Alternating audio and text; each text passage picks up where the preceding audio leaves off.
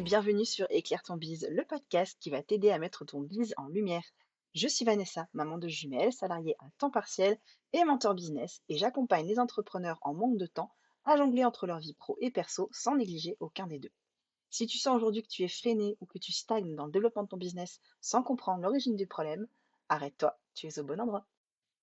Hello et bienvenue sur ce nouvel épisode. Je suis très contente de t'accueillir, tout particulièrement parce que c'est le retour des épisodes L'Instant Loose. Si tu connais le podcast depuis longtemps ou si tu as été suffisamment curieuse pour écouter les tout premiers épisodes, tu vois de quoi je parle. Sinon, je t'explique rapidement. Ce sont des retours d'expérience de la part de mes invités qui nous expliquent des moments difficiles qu'ils ont eu à vivre dans leur activité et surtout comment ils s'en sont sortis. Donc ce sont des épisodes plus orientés, mindset, vraiment un retour d'expérience. Ce sont des épisodes authentiques. Je ne connais pas l'histoire de mes invités avant de l'entendre quasiment en même temps que vous du coup. Mes réactions sont donc à chaud, mes questions aussi.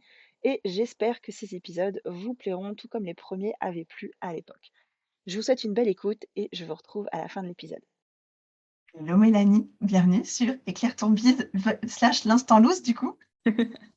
Hello Vanessa, avec plaisir. Merci à toi de me recevoir. Écoute, c'est toujours un honneur de t'accueillir. Comme je te le disais, l'instant loose, c'est des petits épisodes en fait où j'accueille des entrepreneurs. Je ne connais pas l'histoire, donc je découvre avec les auditeurs ce qui va être dit. Et l'idée, c'est vraiment juste de nous partager un moment où tu t'es senti un peu dans la mouise et tu te dis mince, comment je vais m'en sortir? Et que tu nous dis justement comment tu t'en es sorti. Si tu es partante, la parole est à toi. Je te laisse te présenter et nous raconter un petit peu ton moment de loose. Oui, ça marche. Donc, pour les personnes qui ne me connaissent pas, du coup, je suis Mélanie, donc je suis formatrice Pinterest et aussi fondatrice de l'agence Right and Gold Agency, qui est spécialisée dans la création de contenu. Et du coup, alors pour vous raconter un petit peu l'anecdote, qui est une anecdote, d'ailleurs, j'en ai pas encore parlé sur les réseaux, c'est la toute première fois que j'en parle à quelqu'un. Une Donc, exclue. ah ouais, t'as vraiment l'exclusivité. J'en parlerai sur mes réseaux, mais plus tard.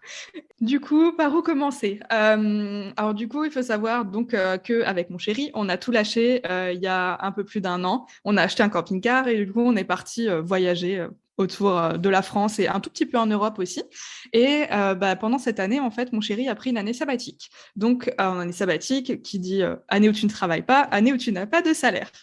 Donc, forcément, voilà. Et du coup, on s'était dit, OK, comment on va faire? Au final, j'avais choisi de me verser donc 2 500 € de salaire par mois, donc moi avec ma société, pour pouvoir subvenir aux besoins de nous deux. Ça suffisait largement. Et voilà, ça suffisait largement. On ne vivait pas non plus de manière hyper confortable. C'est un peu comme si chacun gagnait un SMIC au final. Donc, j'ai pioché pas mal dans la trésorerie de l'entreprise parce que on était à deux à vivre sur un salaire que moi je devais me verser. Donc, j'avais un peu pas mal de pression de mon côté parce que du coup, si je faisais pas de chiffre d'affaires, clairement, on n'avait pas d'argent. Et au final, il s'est passé que je ne sais plus exactement quand ça a commencé, mais je dirais début juin. Ouais, début juin quasiment. J'ai commencé à être pas bien, à être malade. Côté santé, voilà, mais je savais pas trop ce que j'avais. Je savais, j'étais fatiguée, j'arrivais plus trop à me lever, j'étais souvent au lit toute la journée, etc. Et les semaines sont passées, etc. Au final, j'ai commencé à avoir quelques semaines après, quand même, un mois quasiment plus tard. Donc déjà là, j'arrivais déjà plus trop à travailler, j'étais fatiguée, j'avais aucune énergie, clairement. Donc, au bout d'un mois, j'ai commencé à avoir un peu comme une infection urinaire finalement. Et en fait, une semaine plus tard, ça passait pas. Donc, je suis allée chez le docteur. D'ailleurs, ma docteure m'a engueulée parce que du coup, elle m'a dit pourquoi je suis pas venue plus tôt. Donc, voilà. Et au final, j'ai fait des analyses, etc. En fait, c'était pas du tout une infection urinaire. En fait, j'avais un staphylocoque. Voilà, super. Donc, il s'en est avéré que donc j'ai dû faire des analyses, etc. Sauf que au final, en attendant les résultats des analyses, elle m'a mis sous antibiotique, un premier antibiotique en fait, pour voir un petit peu si ça se calmait, etc. 5 jours plus tard, j'étais avec une dose de cheval clairement d'antibiotiques et il se passait rien en fait. Et au final, j'ai reçu les résultats de l'analyse. C'est donc à ce moment-là qu'on a vu que j'avais donc un staphylocoque. Et là, donc j'ai eu un traitement adapté. Donc j'ai eu encore une semaine d'antibiotiques, mais du coup la bonne dose, on va dire, et le bon antibiotique. Voilà, donc ça en est passé ça. Et du coup, donc on était rendu quasiment un mois et demi de maladie, quelque chose comme ça, presque 2 mois. Et quelques jours plus tard, mon chéri a commencé à avoir le Covid. Du coup, évidemment, on vivait dans un camping-car de 12 mètres carrés. Évidemment, je devais l'avoir, donc je l'ai eu. Et pareil, j'étais couchée après pendant, on va dire, quasiment une semaine complète. Et après, le temps de s'en remettre, de retrouver vraiment ton énergie à 100%, etc. Bref, en gros, j'ai été malade pendant 2 mois et demi cet été, à peu près, quelque chose comme ça. Et en 2 mois et demi, j'ai pas pu faire grand-chose. J'avais pas le temps de trouver des clients, etc. Pas l'énergie, pas la motivation. Et en plus, avec le camping-car à gérer à côté, quand tu viens en camping-car, il faut gérer les toilettes, l'eau, l'électricité, tout. Malade ou pas malade, il faut le gérer. Donc au final, j'ai quasiment pas travaillé. Et donc, au bout d'un moment, j'ai quasiment plus fait de chiffre d'affaires. Donc au bout d'un moment, je me suis dit, merde, là, ok, j'ai quasiment plus de trésorerie. Comment je vais faire? Et en fait, j'ai fait ce qu'un chef d'entreprise aurait dû faire, je pense, enfin, dans ma situation. J'ai pris mon courage à deux mains et du coup, j'ai décidé d'arrêter toutes les collaborations que j'avais avec tous les prestataires que j'avais. Donc en fait, je collaborais avec une assistante virtuelle qui travaille avec moi depuis plus de 10 mois. Et du coup, j'ai décidé d'arrêter de travailler avec elle. J'avais une personne aussi qui travaille avec moi pour la retranscription de mes épisodes de podcast tous les mois. Du coup, j'ai arrêté la collaboration aussi. Et j'avais aussi mon frère, du coup, qui montait mes épisodes de podcast. Du coup, à ce moment-là, je lui donnais un petit billet par-ci, par-là. J'ai décidé de tout arrêter. Et en fait, clairement, c'était soit ça, soit je pouvais pas me payer, en fait.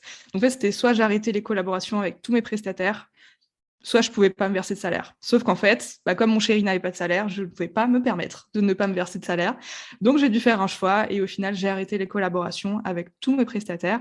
Et je peux te dire qu'à ce moment-là, t'es pas bien. Franchement, t'es pas bien. Tu te dis, mais comment je vais faire? Où je voyais l'état de ma trésorerie, je me disais, ok, là, je me verse un salaire et après, c'est fini en fait. Après, je peux plus me verser de salaire. Si le mois prochain, je fais pas de chiffre d'affaires, je peux plus me payer en fait. Du coup, là, on va dire, ouais, pendant quand même 2, 3 semaines, j'étais pas très bien. Clairement, j'avais plus la motivation, j'avais plus le moral. J'avais envie de rester sous ma couette tous les jours. Et puis au final, j'ai très bien fait d'arrêter les collaborations avec tous mes prestataires. C'est ce qu'il fallait faire pour mon entreprise parce que il fallait que je renfloue ma trésorerie, etc. Et au final, maintenant, je suis encore toute seule. Ça fait 2 mois que j'ai arrêté de collaborer avec tout le monde. Du coup, ça fait 2 mois que je suis toute seule dans mon entreprise. Et en fait, finalement, je pense que c'est la meilleure décision que j'ai jamais prise parce que ces derniers mois dans mon entreprise, je sentais que j'avais un petit peu la motivation qui partait. J'étais plus motivée à me lever le matin pour travailler, etc. Arrêter toutes les collaborations, ça m'a permis de reprendre la main sur des choses que j'adore faire et en fait que j'avais oublié que j'adorais parce que je déléguais en fait. Et du coup, j'ai repris la main sur la création Instagram, j'ai repris la main sur la rédaction des articles, les retranscriptions, le montage des podcasts, etc. Et en fait, toute cette partie de création de contenu, en fait, c'est ce que j'adore faire. Et du coup, maintenant, je suis trop contente, même si je travaille 10 fois plus qu'avant. 10 fois plus qu'avant pour un peu le même résultat parce qu'au final, je délègue plus. Mais en fait, juste, j'aime trop et je peux passer des journées entières à faire de la création de contenu et tout. Et j'aime trop ça. Et en fait, j'ai l'impression que j'ai un peu retrouvé la passion de mon business et tout. Mais voilà, du coup, tout ça pour dire qu'au final, j'ai vécu une période pas facile. Clairement, j'ai dû faire un choix très difficile, mais qu'au final, ça m'a totalement servi et ça m'a aussi appris pas mal de leçons. Du coup, tu penses que tu redélégueras un jour? Oui, oui, oui, c'est prévu. Là, je commence à signer de nouveaux clients, etc. Et je commence à le voir que niveau temps, ça va être bientôt limite. Tu penses Mais que tu oui, oui. Je délégueras suis autre plus. chose ou la même Mais, chose? mais je sais pas. Pour le coup, je t'avoue, je sais pas encore. La question se pose pas encore, donc je me la suis pas encore posée. Mais je sais pas trop. Franchement, je sais pas trop ce que je délèguerai encore, parce que maintenant que j'ai repris la main sur des choses que j'adore, en fait, je sais pas. Clairement, je sais pas. C'est le flou encore de ce côté-là.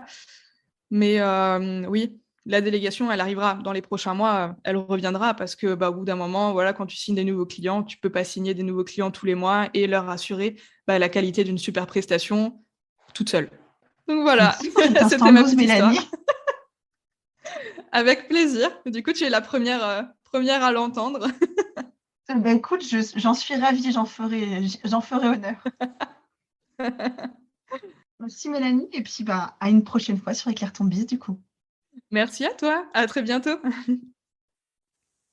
J'espère que l'épisode du jour t'a plu. Si c'est le cas, n'hésite pas à me laisser un commentaire sur Apple Podcast ou sur Spotify. Tu retrouveras en description de l'épisode toutes les ressources citées pendant celui-ci. Et on se retrouve dans 15 jours. Bye!